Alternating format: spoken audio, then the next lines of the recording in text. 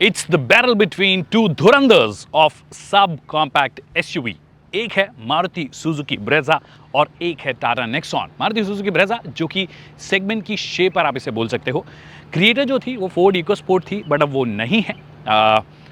पर टाटा नेक्सॉन रही है इस सेगमेंट की डिसरप्टर। इतना डिसरप्ट किया इसने सेगमेंट को और बाकी कार्स को। वेन्यू अपनी पोजीशन जो है वो लॉस कर चुकी है। इनफैक्ट ब्रेजा ने बहुत महीने अपनी पोजीशन लूज की है। तो टेक्निकली दो धुरंधर एक्चुअली ये हो गए हैं। पर अब क्या सिचुएशन थोड़ी चेंज हो गई है। कैसे चेंज हो गई है? ब्रेजा का नया अपडेट, नया एवटार हमें देखने को मिला है, जो कि बहुत सारे नए फीचर्स और बहुत सारी चीज़ें जो जनता को चाहिए थी वो सब लेकर आया है। पर बड़ा प्रश्न ये है कि अब नई ब्रेजा आने के बाद भी क्या ये ज़्यादा सेंसिबल है और क्या ये ज़्यादा बिक पाएगी? अब बिक पाएगी या नहीं बिक पाएगी वो तो समय बताएगा। मैं आपको बताऊंगा इन दोनों में से ज़्यादा बेहतर option sub compact SUV buyers के लिए कौन सा है। नमस्कार खमागड़ी देवियों सज्जनों, my name is Vikas Yogi. You watching S in studio and here is a detailed comparison between these two sub compact SUV.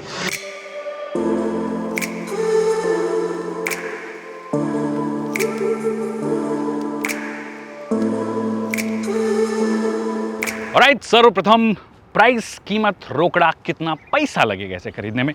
इसे खरीदने के लिए बेस वेरिएंट अगर आप ले रहे हो तो 7.56 लाख से शुरू होता है या 7.55 लाख के आसपास शुरू होता है और 13.89 लाख इसका टॉप इन वेरिएंट जाता है, जो कि एक डीजल वेरिएंट है। इसकी बात करोगे तो प्राइसिंग इसकी 7.99 लाख से शुरू होती है, लगभग 8 लाख से शुरू होकर, और 13.96 लाख से जाती है। और यहाँ पे डीजल नहीं आता है। जो इसका top of the line variant है वो आपको माइल्ड हाइब्रिड सिस्टम, जो कि इसके सभी वेरिएंट्स में आता है, वो मिलता है, और उसका ऑटोमेटिक वेरिएंट है जो कि 6 स्पीड का टॉर्क कन्वर्टर है। तो ये प्राइसिंग हो गई। अब प्राइसिंग कितनी जस्टिफाइड है, नहीं जस्टिफाइड है, अगर आप बेस वेरिएंट के फीचर्स की बात करोगे तो दोनों ठीक ठाक लोडेड है।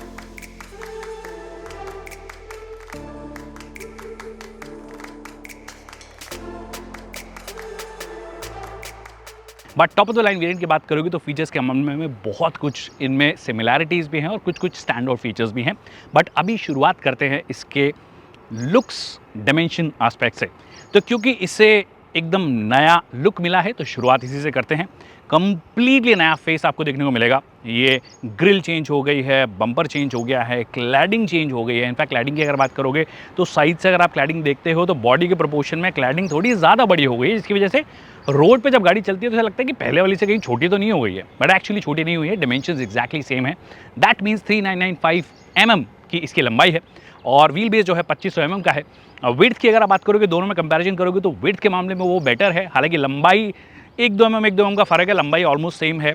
विड्थ हालांकि इसकी ज़्यादा है, लगभग if I am not wrong तो 22 mm के आसपास इसकी विड्थ ज़्यादा है, जो कि हो सकता है स्पेस में ट्रांसलेट हो, बट जब अंदर जाएंगे तब उसकी बात करेंगे। अब अगर आप ऊंचाई की बात करोगे तो चाहे आपको लग नहीं रही हो, but this is slightly taller, almost 78 mm taller है। हालांकि ऑफकोर्स में रूफ रेल और बाकी कई सारे फीचर्स, कई सारी चीज़ें आ जाती है जो कि कंट्रीब्यूट करती है। फिर आपका शार्क फिन एंटीना भी कंट्रीब्यूट करता है, बट मोटे मोटे तौर पर दिस इज स्लाइटली हायर, मतलब ये ऊंची ज़्यादा है। बाकी सब डायमेंशंस ऑलमोस्ट सेम है। व्हील बेस इसका वही 2-3 mm का फ़र्क, बट मोटे मोटे तौर पर सब कुछ सेम आपको नज़र आएगा।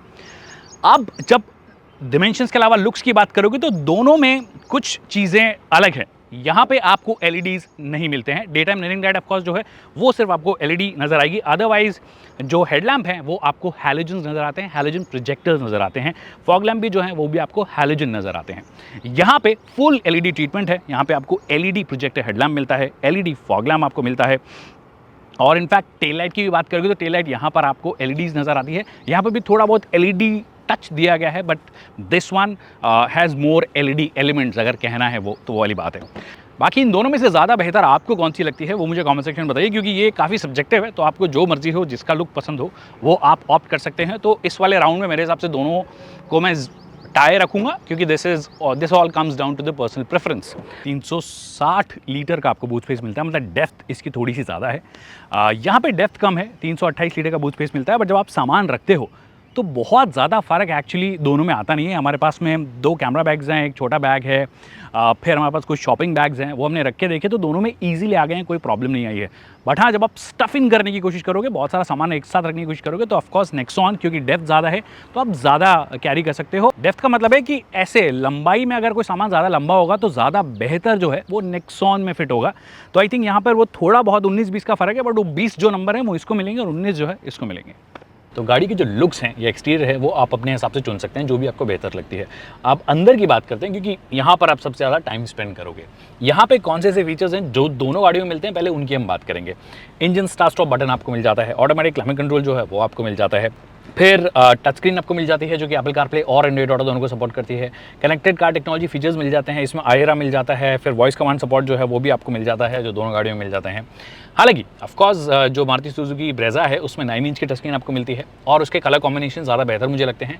उसका जो ब्राइटनेस है वो कंपैरेटिवली डेफिनेटली बेटर है, बट अभी कॉमन फीचर्स की बात कर रहे हैं। फिर आपको इलेक्ट्रिक एडजस्टमेंट जो है ORVM मिल जाते हैं। आपको दोनों के अंदर 4 स्पीकर, 2 ट्वीटर्स मिलते हैं। यहाँ पे हारमन का आपको ऑडियो सेटअप मिलता है, वहाँ पे आपको आर्कमिस का मिलता है और बहुत ही दोनों बहुत क्लोज हैं उस सेंस में कि जो ऑडियो क्वालिटी है। हालांकि मैं ऑडियो एक्सपर्ट नहीं हूँ कि मुझे पता पड़े कि कहाँ पे कौन सी चीज़ ट्रेबल लेवल, बेस लेवल पे क्या चीज़ें कर रहे हैं, क्योंकि वो ऑडियो इंजीनियर्स जो होते हैं या साउंड इंजीनियर्स जो होते हैं they probably understand it better, but for layman मुझे लगता है कि दोनों में ऑलमोस्ट सेम चीज़ें, मतलब सेम लेवल का आपको मिल जाता है। फिर इलेक्ट्रिक सनरूफ जो है वो आपको मिल जाता है। अभी धूप हो रही है, खोलेंगे नहीं इसे, और आपको भी नहीं खोलना चाहिए, बच्चों को तो डेफिनेटली बाहर नहीं निकालना चाहिए, बट हाँ कभी सुंदर मौसम हो तो आप खोल सकते हो। दोनों में आपको कूल्ड ग्लव बॉक्स मिल जाते हैं। हालांकि इसका ग्लव बॉक्स जो है वो बहुत बड़ा है, मतलब ऑलरेडी इतना डीप है, मेरा ऑलमोस्ट यहाँ तक हाथ जो है पूरा घुस गया है। फिर आप ये जो ट्रे है इसको एडजस्ट कर सकते हो। कूल्ड ग्लव बॉक्स जैसे मैंने बोल ही दिया, यहाँ पे 2 कप होल्डर्स भी दिए गए हैं, जो कि एक अच्छी चीज़ हो सकती थी अगर ये ज़्यादा फ्लैट होता, क्योंकि अभी जैसे हम मैकडॉनल्ड्स गए और हमें अपनी कोल्ड ड्रिंक्स रखनी थी तो यहाँ पे हम रखने की कोशिश कर रहे थे, बट वो उठ रहा था बार बार, तो वो थोड़ी दिक्कत आ जाती है। बट ओवरऑल बहुत सारी जगह ये बहुत अच्छा से इन्होंने मैनेज किया है। तो ऐसे कई सारे फीचर्स हैं जो दोनों में कॉमन आपको मिल जाते हैं, बट कुछ एक्सक्लूसिव फीचर्स भी हैं जो कि आपको दोनों गाड़ियों में मिलते हैं। मतलब कुछ फीचर्स हैं जो सिर्फ नेक्सॉन में मिलते हैं, कुछ फीचर्स हैं जो कि सिर्फ ब्रेजा में मिलते हैं। अभी नेक्सॉन में बैठे हैं तो नेक्सॉन की बात करते हैं। नेक्सॉन के एक्सक्लूसिव फीचर में सबसे पहले TPMS आपको मिल जाता है। TPMS सिर्फ वो नहीं है कि आपके किसी टायर में हवा कम है, सिर्फ इंडिकेट कर रहा है, एग्जैक्ट PSI जो है वो भी आपको दिखाता है। हालांकि उसमें थोड़ी इनकन्सिस्टेंसी है, क्योंकि कल मैंने 34 PSI सब में भरवाया था, एक में 38 दिखा रहा है, एक में 37 दिखा रहा है, एक में 35 दिखा रहा है, 34 तो किसी में भी दिखाई नहीं रहा। और जो राइट हैंड साइड वाला जो टायर है उसका सेंसर काम ही नहीं कर रहा है, तो वही चीज़ है। बट TPMS एक फीचर जो है जो आपको यहाँ पे दे दिया गया है। इसके अलावा एक और बहुत useful feature rain sensing wiper या फिर ऑटोमेटिक वाइपर जिनको हम बोलते हैं। जब भी बारिश आती है, बारिश की बूंदें आएंगी, मतलब जरा सी भी बूंदें आएंगी तो इसका स्टार्ट हो जाता है, विच इज़ वेरी गुड। बहुत ही ज़्यादा तमीज़ से ये काम करता है, तो वो एक फीचर एक्सक्लूसिवली आपको यहाँ पे मिलता है। फिर ड्राइव मोड जो है वो आपको एक्सक्लूसिव मिल जाते हैं। Drive mode activated, economy drive mode activated, city drive mode activated. 3 modes, eco, city, sport, ये मोड आपको मिल जाते हैं और इनके बारे में हम थोड़ी बहुत परफॉर्मेंस में बात करेंगे, बट अभी आपको मल्टीपल मोड्स मिल जाते हैं। फिर उसके अलावा आपको वायरलेस चार्जर अगर चाहिए तो इसके कुछ एक एडिशंस आते हैं, जैसे काजीरंगा एडिशन हो गया, उसके अंदर आपको वायरलेस चार्जर मिल जाता है। उसी के अंदर आपको ऑटो डिमिंग आयरन मिल जाता है, जो कि यहाँ पे नहीं मिलता है बाय द वे, तो वो एक चीज़ है। ऑटो डिमिंग आयरन उस हिसाब से कॉमन फीचर हो गया जो दोनों गाड़ियों में मिलता है। फिर यहाँ पे एक एक्सक्लूसिवली अगर काजीरंगा आप ले रहे हैं तो लेदरेड सीट्स मिल जाती हैं और वहाँ पे आपको वेंटिलेटेड सीट्स भी मिल जाती है। ये वाली फैब्रिक है तो यहाँ पे वेंटिलेटेड सीट्स आपको नहीं मिलती है, बट मेरे हिसाब से इंडियन कंडीशन के हिसाब से फैब्रिक सीट्स बहुत अच्छे से काम करती है और दोनों गाड़ियों में आपको वो मिल जाती है। अब चलते हैं ब्रेजा में और उसमें देखते हैं कि क्या एक्सक्लूसिव फीचर्स आपको मिलते हैं। बट उससे पहले एक आध चीज़ें जो मेरे खुद के ऑब्जर्वेशंस हैं। सबसे पहले कलर कॉम्बिनेशन की अगर आप बात करोगे तो जो बेज कलर है वो बहुत ज़्यादा इस्तेमाल हुआ है। ये कुछ एक पैटर्न सा है जो आपको यहाँ पे दिया गया है, विच इज़ नाइस। मतलब वो प्लास्टिक, ग्लॉसी प्लास्टिक आपको दिया गया, piano black finish and all of that वो आपको दिया गया है। बट ये पर्टिकुलर जो कलर है वो गंदा बहुत जल्दी होता है। ऑलरेडी आप देख रहे हो ये ऑलरेडी गंदा हो चुका है। और सबसे ज़्यादा गंदा होता है ये, क्योंकि यहाँ पे आपके हाथ बार बार टच होते रहते हैं। ये आपको फैब्रिक दिया गया है और इस कलर का दिया गया है, तो ये एक तो गंदा बहुत जल्दी होता है, तो इसे साफ़ करना, मेंटेन करना थोड़ा सा एक प्रॉब्लमेटिक चीज़ हो जाती है। एक और ऑब्जर्वेशन यहाँ पे अगर आप देखोगे तो 2 कप होल्डर्स आपको दिए गए हैं। अभी कप होल्डर्स जो हैं ईजी नहीं है एक्सेस करना, जैसे कि मैंने कहा था, जब मैंने वहाँ पे बॉटल रखने की कोशिश की ग्लव बॉक्स में, तो वहाँ पे ईजी नहीं हो रहा था। फिर हमने यहाँ पे रखने की कोशिश की, तो यहाँ पर भी ईजी नहीं है, क्योंकि अंदर जाने के बाद में फिर निकालना, स्पेशली अगर आप 2 कप्स रख दोगे तो निकालना थोड़ा सा मुश्किल हो जाता है। आप इसको उठा के थोड़ा सा बेटर एक्सेस कर सकते हो, बट फिर भी थोड़ी कंजेस्टेड जगह है, कम जगह है ये उस हिसाब से रखने के लिए, तो ये कप होल्डर्स टेक्निकली कोई काम के हुए नहीं। बट मोटे मोटे तौर पर अगर आप देखोगे तो एक फीचर लोडेड कैबिन आपको मिलता है। फिट एंड फिनिश लेवल्स कुछ कुछ जगह पे ऑफकोर्स गए हुए हैं, कुछ कुछ जगहों से पार्ट्स की आवाज़ आती है। फॉर एग्जांपल अगर मैं इसी की भी बात करूं, आपका ये टिल्ट एडजस्टमेंट इसमें मिलता है आपको, टेलीस्कोपिक एडजस्टमेंट नहीं मिलता। और ये देख रहे हो, ये कोई लेवल्स नहीं है, ये ऐसे मन कर रहा है वैसे आवाज़ कर रहा है, जब नीचे आता है स्पेशली तो ये आवाज़ कर रहा है।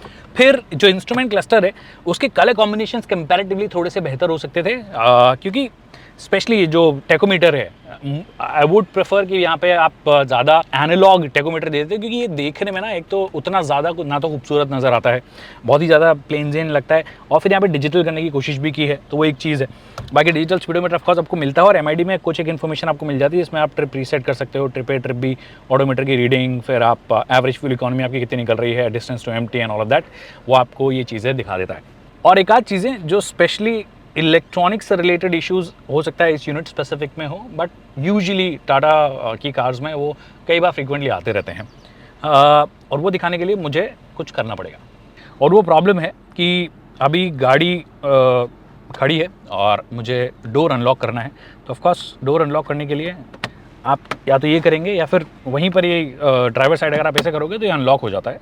फॉर एग्जाम्पल अभी मैं करके देखता हूँ, ये अनलॉक हो गया, बट मैं बाहर नहीं जा पा रहा। अब फ्रंट जो सीट है उसमें चाइल्ड लॉक आता नहीं है, ठीक है, उसके बाद भी मैं इसे एक्सेस नहीं कर पा रहा। मैं अगर गाड़ी को कंप्लीटली अगर बंद भी करके देखूं,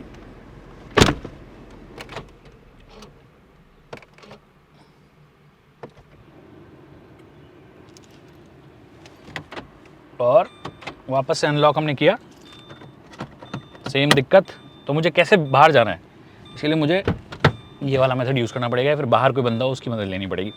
तो ये इलेक्ट्रॉनिक्स वाली जो दिक्कत है, जैसे टीपीएमएस वाली भी एरर्स जो आती हैं, फिर ये वाले जो चीज़ें हैं, इनको फिक्स करने की डेफिनेटली ज़रूरत है। तो कनेक्टेड कार टेक्नोलॉजी फीचर्स तो आपको बहुत सारे दे दिए गए हैं, बट अगर आपको फ़ोन वगैरह चार्ज करना हो तो 12V पावर सॉकेट में आप वो अडेप्टर लगाओ और फिर आप चार्ज कर लो USB के थ्रू, या फिर एक सिंगल USB आपको यहाँ पे दे दी गई है, जो कि ब्रेजा में ज़्यादा है। अब ब्रेजा में जाएंगे और देखेंगे वहाँ पे क्या एक्सक्लूसिव फीचर्स आपको मिले। तो नेक्सॉन के आपने एक्सक्लूसिव फीचर्स जान लिए, अब जानते हैं ब्रेजा में क्या एक्सक्लूसिव फीचर्स आपको मिलते हैं जो कि नेक्सॉन में नहीं मिलते हैं, और वो बहुत सारे एक्चुअली हैं जो स्पेशली न्यू एज कस्टमर्स को बहुत ज़्यादा पसंद आते हैं। ये HUD डिस्प्ले आपको मिलती है, जिसके अंदर बहुत सारी इन्फॉर्मेशन आपको नज़र आ जाएगी, मतलब आपको स्पीडोमीटर अगर सामने देखना हो वो देख सकते हो, जो इंस्टेंट फ्यूल इकोनॉमी है वो आपको दिखा देता है, बैटरी, क्योंकि ये एक हाइब्रिड वर्जन है, माइल्ड हाइब्रिड वर्जन है, तो उसके बैटरी की कितनी चार्ज बची है वो आपको दिखा देता है। फिर ब्राइटनेस लेवल आपको एडजस्ट करना हो, इसका पोजीशन एडजस्ट करना हो, ऑल ऑफ दैट वो आपको यहीं पे दिखा देगा। सेकंड एक्सक्लूसिव फीचर जो कि आपको ब्रेजा में मिलता है, जो कि मेरे हिसाब से बहुत ज़्यादा हेल्पफुल है, स्पेशली अगर आपको अपने हिसाब से स्टीयरिंग व्हील को एडजस्ट करना हो, टेलीस्कोपिक एडजस्टमेंट भी आपको मिल जाता है। इनफैक्ट टिल्ट भी इसका जो है वो ज़्यादा स्मूथ आपको नज़र आएगा। फिर आपको ट्रैक्शन कंट्रोल का डेडिकेट बटन जो है वो यहाँ पे मिल जाता है, और क्योंकि ये माइल्ड हाइब्रिड सिस्टम है तो आपको ऑटो इंजन स्विच ऑफ, मतलब ऑटो इंजन ऑफ बोल दो, या इंजन अपने आप बंद हो जाता है जब आप किसी ट्रैफिक एक्ट में जाते हो, और अगर आप जब भी वापस से पाँव लेकर आओगे पेडल्स पे तो फिर वो वापस से स्टार्ट हो जाएगा, तो वो फ्यूल सेविंग में मदद करता है। फ्यूल एफिशिएंसी क्या है इसके बारे में थोड़ी देर आगे बात करेंगे, बट हाँ ये एक एक्सक्लूसिव फीचर है जो आपको यहाँ पे मिलता है। फिर वायरलेस चार्जर जो है उसके लिए आपको कोई स्पेशल वेरिएंट नहीं खरीदना पड़ेगा, टॉप एंड वेरिएंट के अंदर आपको वायरलेस चार्जर मिलता ही मिलता है, जो कि काफ़ी सीमलेसली एक्चुअली यहाँ पे काम कर रहा है, कोई दिक्कत यहाँ पे है नहीं। उसके अलावा ऑटो डिमिंग आयरन भी जो है वो भी एक ऐसा फीचर है जिसके लिए आपको कोई स्पेशल वेरिएंट लेने की ज़रूरत नहीं है, एक्चुअली आपको ये टॉप एंड वेरिएंट में मिलता ही मिलता है, जो कि अगेन एक एक्सक्लूसिविटी इस व्हीकल को देता है। तो ओवरऑल दोनों में कुछ कुछ फीचर्स हैं जो एक्सक्लूसिव मिलते हैं, बट यहाँ पर वो मॉडर्न एज जनता के हिसाब से कई सारे जो फीचर हैं वो आपको यहाँ पे दे दिए गए हैं। हाँ, वेंटिलेट सीट्स आपको नहीं दी गई, फैब्रिक सीट्स दी गई है। अगर वेंटिलेट सीट्स लेनी हो तो एज एन ऑप्शन भी आपके पास में अवेलेबल नहीं है, which is kind of sad, क्योंकि इस प्राइस ब्रैकेट में अगर आप सिर्फ पेट्रोल गाड़ी बेच रहे हो इतने प्राइस पॉइंट पे, तो इतना तो बनता है, क्योंकि सेगमेंट में और गाड़ियाँ आपको ये ऑफर करती है। जैसे कि मैंने कहा था कि 9 इंच की टच स्क्रीन मिलती है और ये बहुत ही स्मूथ काम करती है, actually it's much smoother than your Nexon, और ब्राइटनेस लेवल्स भी जो हैं इसके वो बहुत अच्छे हैं। तो ये कुछ चीज़ें हैं आपको यहाँ पे मिल जाएंगी। लोग बहुत सालों से डिमांड करते थे सनरूफ ले आओ, फाइनली इनकी पहली गाड़ी जिसमें सनरूफ आपको मिल गया है। अब सीटिंग कंफर्ट की बात करें फ्रंट वाली, तो सीट्स एज सच कोई दिक्कत है नहीं। इनफैक्ट वही सीट्स हैं जो ब्रेजा के पुराने वाले मॉडल में आती थी, सिर्फ कलर कॉम्बिनेशन में चेंज किया है, थोड़ा ब्राउन कर दिया गया और ब्लैक में रखा गया है। इनफैक्ट कलर कॉम्बिनेशन वाइज जैसे कि मैंने नेक्सॉन में पॉइंट आउट किया था कि वो बेज कलर के साथ में गए हैं, तो वो गंदा होने का उसका चांसेस यार यहाँ पे ब्राउन के साथ में गए हैं, जिसके चांसेस बहुत कम है गंदे होने के। इनफैक्ट ये जो सिल्वरिश फिनिश है वो भी डार्क सॉर्ट ऑफ है, तो गंदा होने के चांसेस यहाँ पे कम होता है। और ये फैब्रिक भी जो है वो भी आपको ब्राउन में मिलता है, जो कि नेक्सॉन में आपको बेज कलर का मिलता है, तो वो चीज़ भी एक है। बट सीटिंग कंफर्ट ओवरऑल एक अच्छा सीटिंग कंफर्ट है, स्पेशली फ्रंट सीट्स का। और दोनों ही गाड़ियों में ऑफकोर्स आपको मैनुअल एडजस्टमेंट मिलता है सीट्स का, जो कि आपके वेन्यू और सोनेट में आपको इलेक्ट्रिक एडजस्टमेंट मिल जाता है, तो वो चीज़ यहाँ पे मिस आउट करती हुई आपको ये गाड़ी नज़र आती है। But overall seating comfort front seats का तो अच्छा है। अब चलते हैं रियर सीट में। रियर सीट के मामले में एक्चुअली यहाँ पे अगर आप लंबे हैं, मतलब अगर आगे कोई बंदा 6 फुट का बैठा है तो पीछे भी 6 फुट का बंदा बैठ सकता है, कोई दिक्कत वहाँ पे आपको नहीं आएगी। बट एक दिक्कत जो आएगी वो है थाई सपोर्ट की कमी मुझे यहाँ पे नज़र आती है ऑफकोर्स। और ये सीट ज़्यादा एडजस्ट भी नहीं होती है, तो मतलब अगर मेरे को कंफर्ट वाइज थोड़ा सा चौड़ में बैठना हो तो मेरा थाई सपोर्ट और ज़्यादा कम होता रहता है, तो एक चीज़ है। बाकी यहाँ पर भी 2 अडल्ट और एक बच्चा बैठ सकता है। यहाँ पे इनफैक्ट हम जो है वो कंपैरेटिवली कम है, अगर आप नेक्सॉन से कंपेयर करो भी, नेक्सॉन में जाएंगे तो मैं आपको बताऊंगा उसकी रियर सीट कैसी है। बट ओवरऑल ये भी एक प्रॉपर 4 सीटर प्लस एक बच्चे के हिसाब से गाड़ी है, आपकी बनाई हुई है। एडजस्टेबल हेडरेस्ट दिए गए हैं दोनों साइड, बीच वाले के लिए नहीं दिया गया। कप होल्डर्स आपके आर्मरेस्ट में दिए गए हैं, जो कि दोनों गाड़ियों में ऑफकोर्स मिल जाता है, तो एक कॉमन फीचर हो गया। और हाँ, एसी वेंट्स डेफिनेटली आपको दिए गए हैं, बट एक कमी जो बहुत बड़ी कमी है मारुति सुजुकी की सभी कार्स की, एसी की परफॉर्मेंस जो है वो उतनी खास आपको नहीं मिलती है। मतलब आप घंटों जब चलाते हो उसके बाद में वो इफेक्ट लेकर आती है। वहीं पे नेक्सॉन जो है वो बहुत जल्दी कूल डाउन कर देता है अपने कैबिन को। बट एक चीज़ अच्छी है, कनेक्टिविटी ऑप्शंस आपको दिए गए हैं। फ्रंट में आपके लिए एक यूएसबी पोर्ट दिया गया है, एक ट्रॉली पावर सॉकेट दिया गया, और पीछे आपके लिए टाइप ए और टाइप सी दोनों का ध्यान रखा गया। मतलब थोड़ी फ्यूचर रेडी भी हो गई, क्योंकि नए फ़ोन जो आ रहे हैं वो टाइप सी वाले ही केबल्स के साथ में आ रहे हैं, तो वो आपको यूज़ करना तो वो कर सकते हो, वरना टाइप ए वाला तो आपके पास में ऑप्शन दिया ही गया है। बाकी एक 4 किलो के हुक को एक आपको दिया है, मतलब मैक्स इसकी कैपेसिटी 4 kg है। होल्डर है जहाँ पे आप कुछ टिका सकते हो, बट इसकी क्वालिटी उतनी कुछ खास नहीं लग रही। आई एम नॉट श्योर कि 4 किलो ये उठा पाएगा नहीं उठा पाएगा, क्योंकि अभी इतना ज़्यादा हिल रहा है, तो ये पर दिया गया है, तो 1.5-2 किलो तो डेफिनेटली कर लेगा ये। And now the rear seat, जो कि मेरे हिसाब से टाटा नेक्सॉन का मेरा फेवरेट फीचर है और इसका सबसे स्ट्रॉन्ग पॉइंट है, वो इसके rear seat. Rear seat comfort जो है वो इस सेगमेंट का सबसे बेस्ट अगर आप मुझसे पूछोगे तो ये गाड़ी ऑफर करती है। XUV 300 comes very close, neck and neck है इन दोनों में, but definitely much better than the Brezza. आप थाई सपोर्ट देखो, मतलब ये जो एक्सटेंशन किया गया है, थाई सपोर्ट इतना अच्छा आपको ऑफर कर रहा है। अगर आप लंबे भी होंगे तो भी आपके लिए थाई सपोर्ट बहुत अच्छा होगा, तो लंबी ड्राइव्स के लिए एक्चुअली बहुत कंफर्टेबल सीट्स ये आपको मिलने वाली हैं। क्या 3 लोग इसमें बैठ सकते हैं? एक्चुअली 2 अडल्ट तो डेफिनेटली बहुत अच्छे से बैठ सकते हैं, बट अगर मेरी जैसी फिजिक के होंगे तो आप 3 लोग यहाँ पे बैठ सकते हो। बट मोस्टली इट्स अ 2 मतलब 2 लोग अडल्ट बैठ पाएंगे, और सारी सब 4 मीटर कॉम्पैक्ट एसयूवीज में एक्चुअली ऐसा ही है कि 2 कंफर्टेबली बैठ जाते हैं, और बीच में कोई बच्चा बैठना हो तो वो बैठ सकता है, जो कि एक अच्छी बात है। 60-40 स्प्लिट भी आपको इस सीट में मिलता है, जो कि अगेन एक कॉमन फीचर है जो कि आपको ब्रेजा में भी मिलता है। But overall seating comfort, cushioning और जो बैकरेस्ट एंगल भी है वो बहुत अच्छा है। फिर आपके पास में एडजस्टेबल हेडरेस्ट दिए गए हैं ऑफकोर्स, बट मिडिल पैसेंजर के लिए नहीं दिया गया है। तो ओवरऑल एक बहुत ही बेहतरीन रियर सीट कंफर्ट, प्लस एक चीज़ जो कि आपको ब्लोन अवे कर देगी इस सेगमेंट में। आई थिंक सबसे बेस्ट एसी परफॉर्मेंस अगर किसी गाड़ी का है तो वो इसी का है। थोड़ा कैलिब्रेशन का इशू है, क्योंकि इसे समझ में नहीं आता कि 26 डिग्री मैंने सेल्सियस टेम्परेचर कर दिया है और वो 26 भी इतना ठंडा कर देता है इसका, तो काफ़ी चिल्ड। और फिर इसमें एक एक्सप्रेस कूल करके फीचर भी आता है, if I am reading it right, yes, express cool करके एक फीचर आता है। उसे आप दबाओगे तो एकदम फुल ब्लास्ट में इसका ब्लोअर चालू हो जाएगा और एसी एकदम फुल ऑन काम करने लग जाएगा। तो बहुत जल्दी कूल डाउन करना हो, अगर आपको गर्मी में रह रहे हो, ह्यूमिडिटी में रह रहे हो, तो ज़्यादा बेहतर ऑप्शन ये है। ब्रेजा से डेफिनेटली बेहतर एक ऑप्शन है। फिर रियर एसी वेंट्स आपको ऑफकोर्स दिए गए हैं, जो कि अगेन एक कॉमन फीचर है जो कि दोनों गाड़ियों में आपको मिल जाता है। बट यहाँ पे अगर कुछ USB पोर्ट या कुछ दे दिया जाता तो शायद थोड़ा ज़्यादा हेल्पफुल होता। सिर्फ एक USB देना इज़ अ लिटिल कटौती, स्पेशली अगर आप इतने पैसे खर्च कर रहे हो इस गाड़ी में। अब अगर एक पहलू की मैंने बात नहीं की तो आप ऑफकोर्स नाराज़ हो जाएंगे, और इम्पॉर्टेंट भी है सेफ्टी। तो सेफ्टी के मामले में क्या है, क्योंकि टाटा मोटर्स की जितनी भी कार्स है, मतलब जितनी भी ग्लोबल इनकैप ने अभी तक भारत में जितनी कार्स टेस्ट की हैं, उनमें 2 कंपनियां जिन्होंने 5 स्टार रेटिंग हासिल की है, वो दोनों की दोनों भारतीय कंपनियां हैं, जो कि बहुत अच्छी बात है, टाटा मोटर्स और महिंद्रा। नेक्सॉन का भी जब क्रैश टेस्ट हुआ तो इसे 5 स्टार रेटिंग मिली, प्लेटफॉर्म को स्टेबल पाया गया और चाहे चाइल्ड सेफ्टी हो चाहे एडल्ट सेफ्टी हो, दोनों में बहुत अच्छा इसने स्कोर किया। तो ओवरऑल एक सेफ कार है, सेफ स्ट्रक्चर है, इसका स्ट्रक्चर और इंटीग्रिटी को लेकर बहुत अच्छे कमेंट्स इस गाड़ी को मिले। वहीं पे ब्रेजा की अगर बात करोगे तो ब्रेजा का जो प्लेटफॉर्म है TECT या ग्लोबल सी प्लेटफॉर्म, उसको भी टेस्ट किया गया था और वो मतलब कई लोगों ने शायद उम्मीद नहीं की थी, बट वो मारुति सुजुकी के लाइनअप में सबसे सेफ कारों में से एक साबित हुई।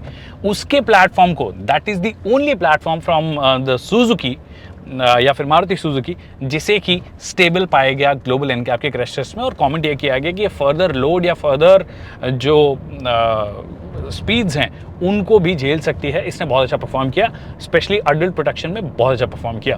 बाकी फीचर्स की अगर आप बात करोगे तो फीचर्स के मामले में स्पेशली नंबर ऑफ एयरबैग्स की अगर बात करोगे तो ब्रेजा में आपको 6 एयरबैग्स मिलते हैं टॉप एंड वेरिएंट में। यहाँ पे टॉप एंड लोगे तो भी 2 मिलेंगे, बेस लोगे तो भी आपको 2 ही एयरबैग्स मिलेंगे, मतलब नेक्सॉन में आपको 2 ही एयरबैग्स मिलते हैं। ऑलराइट, तो बहुत सारी बातें हो गई, अब कुछ मुख्य बातों की बात कर लेते हैं, स्पेशली परफॉर्मेंस रिलेटेड बात कर लेते हैं, क्योंकि एसेंशियली गाड़ी का काम है परफॉर्म करना, एक अच्छा इंजन, एक अच्छा रिफाइनमेंट, एक अच्छी रिलायबिलिटी आपको ऑफर करना, जो कि मेनली आपके इंजन से, पावर ट्रेन से, आपके गियर बॉक्स और मतलब इंजन गियर बॉक्स कॉम्बिनेशन से आती है। तो अभी मैं पहले नेक्सॉन चला रहा हूँ। नेक्सॉन आपको 2 इंजन ऑप्शन के साथ में मिलती है। एक 1.2 लीटर का टर्बोचार्ज पेट्रोल इंजन है जो कि मैं अभी चला रहा हूँ। Then there is a 1.5 litre diesel engine जो कि अभी हम नहीं चला रहे हैं ऑफकोर्स, बट ये जो 1.2 लीटर का टर्बोचार्ज इंजन है वो 6 स्पीड के मैनुअल ट्रांसमिशन। अब अपने आप में बड़ी बात है कि एक 1200 सीसी के इंजन के साथ में 6 स्पीड का मैनुअल आपको दिया गया है। उसके पीछे एक लॉजिक ये भी है कि इसकी जो पावर आउटपुट फिगर्स है वो 118 PS और 170 Nm है, जो कि 1.2 लीटर इंजन के लिए एक्चुअली अच्छा खासा नंबर है। हालांकि इसके अंदर आपको 6 स्पीड का AMT मिलता है, जो कि अब इस सेगमेंट में अगर आप बात करोगे तो बाकी सब प्रॉपर ऑटोमेटिक्स आपको ऑफर करने लगे हैं। This and Mahindra XUV 300 remain the only 2 players जिनके पास में प्रॉपर ऑटोमेटिक नहीं है। अब AMT भी अगर आप बात करोगे तो AMT भी बहुत अच्छे से ट्यून ये लोग नहीं कर पाते हैं, Tata Motors specially, Mahindra in fact does it better. तो वो तो कभी और बात करेंगे जब उसके बारे में चलाएंगे, बट मैनुअल ट्रांसमिशन की भी बात करोगे तो थोड़ा नॉजी है, उतना ज़्यादा स्मूथ ये आपको नहीं लगता है। बट स्मूथ जो शिफ्ट्स आपको से फॉर एग्जांपल ब्रेजा, इसका राइवल जिसके बारे में भी थोड़ी देर हम बात करेंगे, उसमें मिलता है, या फिर Hyundai की बात करोगे या Kia की बात करोगे तो वहाँ पे ज़्यादा बेहतर स्मूथनेस आपको मिलती है। इंजन रिफाइनमेंट भी जो है, now this is one of the only few cars इसके सेगमेंट में जो आपको एक 3 सिलेंडर का सेटअप दे रही है, specially with a 1.2 litre engine. मतलब 1.2 लीटर आपको Hyundai जो ऑफर करती है वो 4 सिलेंडर इंजन है, मारुति सुजुकी जो ऑफर करती है वो एक 4 सिलेंडर इंजन है, और वो सारे के सारे नेचुरली एस्पिरेटेड इंजन है। यहाँ पे आपको टर्बोचार्ज 1.2 लीटर का इंजन दिया गया है, जिसकी वजह से पावर आउटपुट फिगर्स डेफिनेटली बहुत अच्छे हैं, बट वो टॉप एंड या मिड रेंज जब स्ट्रॉन्ग आप पुल कर रहे हो तब आपके लिए ज़्यादा काम की चीज़ है। बट अगर आप शहर में चला रहे हो, जो कि हम मोस्टली इन गाड़ियों को शहर में चलाते हैं, तो वहाँ पे स्मूथनेस आप हमेशा ज़्यादा प्रेफर करोगे या कम वाइब्रेशंस हमेशा प्रेफर करोगे,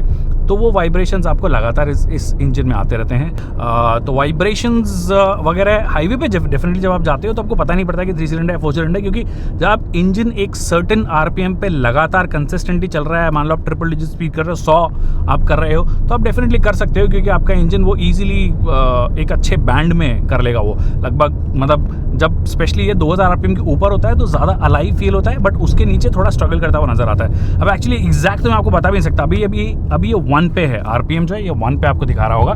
पता नहीं है कि ये 1 ही है, 1200 RPM है, 1300 RPM है कि 1400 RPM है, हमें पता ही नहीं है एक्चुअली, क्योंकि सीधा 1 है, फिर उसके बाद में 1500 RPM वाली ब्लिंक करती है, फिर 2000 RPM वाली ब्लिंक करती है, तो बीच बीच में 500 RPM का हमें पता नहीं पड़ता कि एग्जैक्टली किस टाइम पर कितना अच्छा परफॉर्म कर रही है। But overall it's definitely not one of the smoothest engine, specially 1500-1700 RPM के नीचे तो आई डोंट थिंक इसमें कुछ होगा, उसके बाद ही ये थोड़ा सा अलाइव फील करता है। एक चीज़ जो इस व्हीकल की हमेशा से स्ट्रेंथ रही है वो है इसकी राइड क्वालिटी,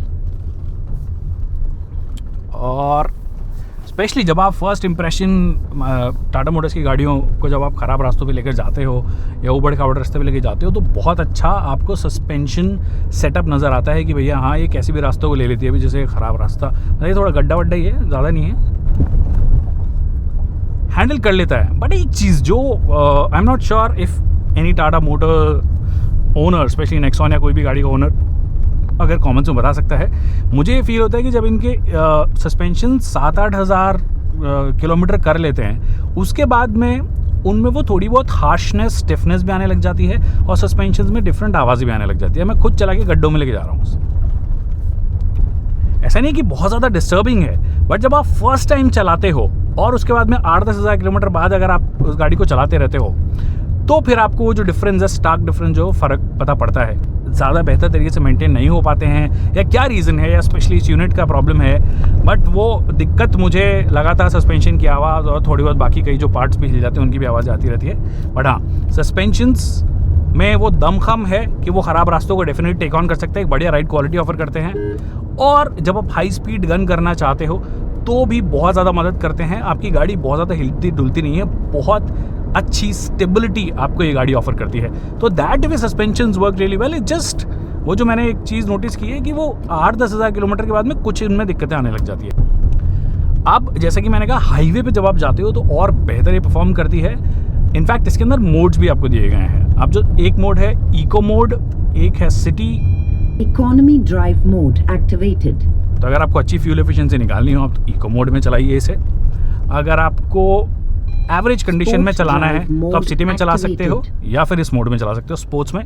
स्पेशली हाईवे पे अगर आप हो, you want gun it, speeds आप कर रहे हो, लगातार अच्छे आरपीएम बैंड में रहना चाहते हो, तो उस वक्त स्पोर्ट मोड जो है आपकी बहुत मदद करता है। और हाईवे पे definitely this engine feels lot more alive और ज़्यादा एक्साइटिंग आपको ये फील होगा, और वो जो इंजन का पंच है वो आपको हाईवे पे ज़्यादा फील होगा।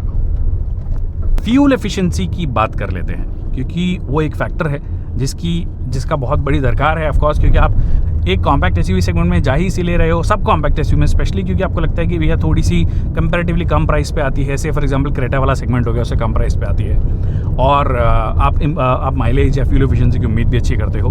फ्यूल एफिशिएंसी के मामले में ना ये मात खा जाती है। ये आपको लगभग शहर में 12-13 kmpl की फ्यूल एफिशिएंसी ऑफर करती है। हाईवे पे ले जाओगे तो डेफिनेटली जो उनका क्लेम्ड है लगभग 17-18 के आसपास, उसके आसपास पहुंच जाएगी। मतलब 16 बहुत अच्छा चला रहे हो, 16.5 आप ले सकते हो, बट ऑन एन एवरेज आप उम्मीद कीजिए कि 12 kmpl की फ्यूल एफिशिएंसी आपको ये गाड़ी देगी, जिस मामले में ब्रेजा जो है बेटर करती है। कितना देता है? बहुत ज़्यादा देता है। इसकी फ्यूल एफिशिएंसी के बारे में आप शिकायत कर ही नहीं सकते, to be honest. Maruti Suzuki बहुत ही बेहतरीन तरीके से इसे ट्यून करता है, और ना कि सिर्फ ट्यून करता है, रिफाइनमेंट देता है, बट फ्यूल एफिशिएंसी भी जो है वो कंसिस्टेंटली ये लोग बेहतर करते रहते हैं। अब वो चाहे वेट सेविंग मेजर से करें या फिर माइल्ड हाइब्रिड टेक से करें जो कि इसमें मिलती है, तो ये इसकी जो क्लेम फ्यूल एफिशिएंसी है वो लगभग 21 kmpl के आसपास है, 20 से 21 kmpl के आसपास है। और आप जेन्युइनली हाईवे पे होंगे तो आप 18-19 कैसे भी करके निकाल लोगे।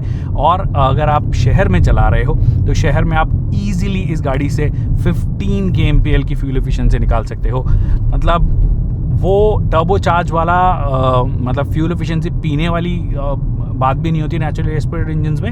अगर आप स्मूथली चलाना चाहते हो तो चला लेते हो, जिसकी वजह से फ्यूल एफिशिएंसी ऑटोमेटिकली थोड़ी सी बेहतर होती है। I have said it before, I am going to say it again. एक तो सुजुकी के इंजन इतने रिफाइंड है, फिर जितने प्यार से ये ट्यून करते हैं कि परफॉर्मेंस भी अगर आपको एक्सट्रैक्ट करनी हो तो परफॉर्मेंस भी एक्सट्रैक्ट कर सकते हो। हम थोड़े गड्ढे वड्ढे में आ गए तो थोड़ी राइड क्वालिटी की बात कर लेते हैं, क्योंकि जो सामने राइवल है वो बहुत ज़्यादा स्ट्रॉन्ग है राइड क्वालिटी के मामले में। यहाँ पे एक्चुअली ना मारुति सुजुकी के बारे में, राइड क्वालिटी के बारे में बहुत ज़्यादा लोग बात नहीं करते हैं, बट जो कुशनिंग है ना सस्पेंशंस की, स्पेशली जब शहर में आप चला रहे हो तो आपको बहुत ज़्यादा दिक्कत होती नहीं है। और over the years somehow, I don't know if it's the right comparison, but इनका जो राइड कंफर्ट है, जो सस्पेंशन ट्यूनिंग है, वो थोड़ी ना Hyundai की तरफ जा रही है, क्योंकि Hyundai भी उसी तरीके की सस्पेंशंस देती आई है हमेशा हमें, जो शहर में बहुत ज़्यादा कंफर्टेबल होते हैं, काफ़ी कुशनी राइड होती है आपकी, जो आप छोटे मोटे स्पीड ब्रेकर्स, हल्के फुल्के गड्ढे वड्ढे ना आपको बहुत ज़्यादा दिक्कत वाले देते नहीं हैं। जब बड़े गड्ढे आते हैं तब आपको थोड़ी बहुत दिक्कत होती है कि तब आपको स्पेशली अगर आप हाई स्पीड में निकलना चाहते हैं, जैसे कि आप नेक्सॉन में कर सकते हैं, वो यहाँ पे करना थोड़ा सा मुश्किल हो जाता है। बट ओवरऑल काफ़ी मैच्योर सस्पेंशन इनके हुए हैं over the years. Highway stability की भी अगर आप बात करोगे तो हमने इसे पहले भी चलाया है। अभी रिसेंटली जब फर्स्ट ड्राइव हुआ था तब भी हमने चलाया था on the outskirts of Chennai. वहाँ पे भी मैं बहुत इंप्रेस हुआ था, और अभी भी जितना मुझे मौका मिला है इस कंपैरिजन के दौरान चलाने का, जितना भी, उसमें मुझे एज सच कोई दिक्कत लग नहीं रही है। बहुत ज़्यादा बाउंसी राइड आपको नहीं लगती है, जो कि यूजुअली कई बार हो जाता है जब आप कुशनी सस्पेंशन रख देते हो, बहुत ज़्यादा सिटी फोकस्ड आप सस्पेंशन हो जाते हो, तो आपकी स्ट्रेट रोड स्टेबिलिटी कई बार मात खा जाती है, या टर्न्स पे आपकी कई बार मात खा जाती है, तो वो दिक्कत उतनी ज़्यादा नहीं आती है। हालांकि हाँ, ऑफकोर्स स्टीयरिंग फीडबैक के मामले में मुझे अभी भी जो टाटा का नेक्सॉन का जो स्टीयरिंग फीडबैक है वो थोड़ा सा बेहतर लगता है, ज़्यादा प्रिसाइज लगता है। ये उस मामले में थोड़ा सा पीछे है, but not very very far behind. एक चीज़ जो स्ट्रेट अवे जब आप नेक्सॉन के बाद में इसे चलाने आओगे और आप क्लियरली बोलोगे, वो ये कि कितना ईजी है इस गाड़ी को चलाना। जहाँ पे नेक्सॉन आपको मतलब वो जो चाहे उसकी स्टीयरिंग का हैवीनेस हो चेयर के हिसाब से, या फिर गियर बॉक्स का जो नॉचीनेस हो, वो आपको थोड़ा सा डिसअपॉइंट करता है। यहाँ पे आते आपको लगता है कि it's very very easy affair. मतलब विजिबिलिटी वाइज ऑफकोर्स दोनों गाड़ियाँ बहुत अच्छी है। You sit pretty high, bonnet आप क्लियरली देख सकते हो, और विजिबिलिटी ओवरऑल बहुत अच्छी है, कोई दिक्कत वाली है नहीं बात। पर जब आप बैठते हो, क्लच ऑपरेशन देखते हो, इसका गियर नॉब का जो स्मूथनेस है, शिफ्ट्स जो हैं वो इतने स्मूथ आपको नज़र आते हैं कि ये ईजियर लगेगी। तो अगर आप नए ड्राइवर भी हैं तो भी आप इसमें ज़्यादा कंफर्टेबल होंगे। इनफैक्ट नए ड्राइवर ज़्यादा इसमें कंफर्टेबल होंगे बनस्पत आप नेक्सॉन से अगर कंपेयर करोगे। और एक चीज़ जो पहले के मुकाबले ब्रेजा में अब बेहतर हुई है वो ये, क्योंकि माइल्ड हाइब्रिड सिस्टम आ गया है, तो हल्का सा टॉर्क असिस्ट या फिर पावर असिस्ट जहाँ जहाँ आपको ज़रूरत पड़ती है वहाँ मिल जाता है। तो ऐसा नहीं लगेगा आपको कहीं पे भी पावर की कोई कमी है। तो ओवरऑल आई थिंक पहले भी शिकायत मुझे नहीं थी, और ओवरऑल कई सारे फीचर्स और ज़्यादा रिफाइनमेंट और ज़्यादा सस्पेंशन अच्छे होने से ये गाड़ी डेफिनेटली एक ज़्यादा बेहतर पैकेज के तौर पर उभर कर आई है। और ब्रेकिंग की अगर आप बात करोगे तो ब्रेकिंग एक्चुअली दोनों गाड़ियों की ख़राब नहीं है। दोनों गाड़ियों की एक्चुअली ब्रेकिंग बहुत अच्छी है। दोनों ही आपको ABS पर CBD ऑफर करती है, तो वो भी कोई टेंशन नहीं है। दोनों में ही आपको फ्रंट डिस्क ब्रेक्स मिलते हैं, रियर ड्रम ब्रेक्स मिलते हैं, तो वो सेटअप जो है वो मोर लेस सेम है। इनफैक्ट ब्रेकिंग कॉन्फिडेंस भी जो है दोनों का वो आपको सेम ही नज़र आएगा। तो आज इन दो धुरंधरों कॉम्पैक्ट SUV, मतलब जो 4 मीटर से कम वाली कॉम्पैक्ट SUV है, इन दोनों को हमने बहुत सारे पैरामीटर्स पे टेस्ट किया, बहुत सारे पहलुओं पे टेस्ट किया जो कि एक बायर देखता है जब वो गाड़ी चलाता है। और हमने कोशिश की कि कौन सी किस पैरामीटर पे बेहतर है, हम इस पूरे वीडियो में आपको बता चुके हैं। बट अगर मैं संक्षेप में बताऊँ तो टाटा नेक्सॉन जहां राइड क्वालिटी के मामले में और रियर सीट कंफर्ट के मामले में ज़्यादा बेहतर है, हल्का सा बूट स्पेस भी आपको ज़्यादा ऑफर करती है, मतलब वो प्रैक्टिकलिटी एस्पेक्ट पे ये लोग बहुत अच्छा कर रहे हैं।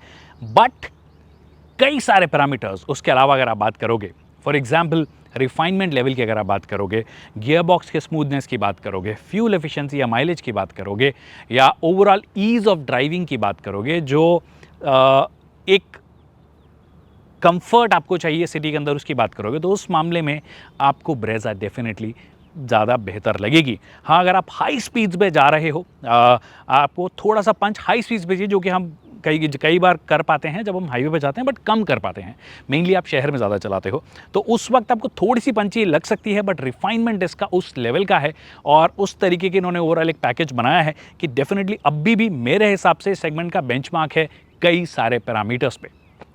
आपको क्या लगता है मुझे कमेंट सेक्शन में बताइए। आई नो, क्योंकि मैंने ब्रेजा को चुना है इस टेस्ट में, तो कई टाटा के जो प्रशंसक हैं वो थोड़े नाराज़ हो सकते हैं, बट आप खुद बैक टू बैक इन दोनों गाड़ी को चलाओगे तो उन पैरामीटर्स पे जिन पे ये बेहतर निकली है उस पे आप डेफिनेटली पाओगे कि हाँ, टाटा को थोड़ा सा और काम करने की ज़रूरत है।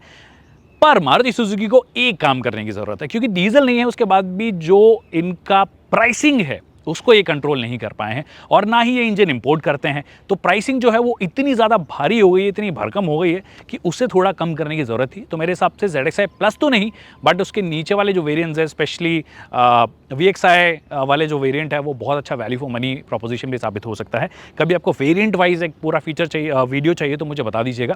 बट हाँ, ओवरऑल इन दोनों में से अगर मुझे आज चुननी हो कोई गाड़ी तो मैं ब्रेजा चुनूंगा। आई होप आपको ये वीडियो पसंद आया होगा। वीडियो पसंद आया तो इसे लाइक करना और शेयर करना ना भूलिए। अगर कोई सवाल है जो कि रह गए हैं तो आप मुझे कमेंट सेक्शन में पूछ सकते हैं, मैं उसका जल्द से जल्द जवाब दूंगा। Thank you so much people for watching this video.